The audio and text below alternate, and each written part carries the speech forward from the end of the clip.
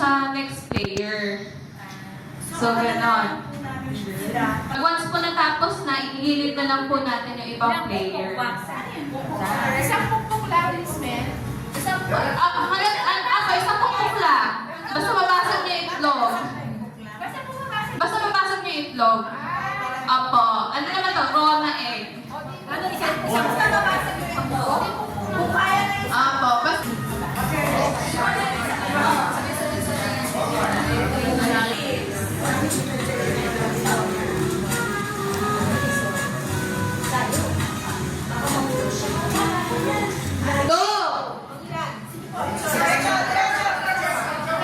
Huwag niyo po hawakan, mga tita.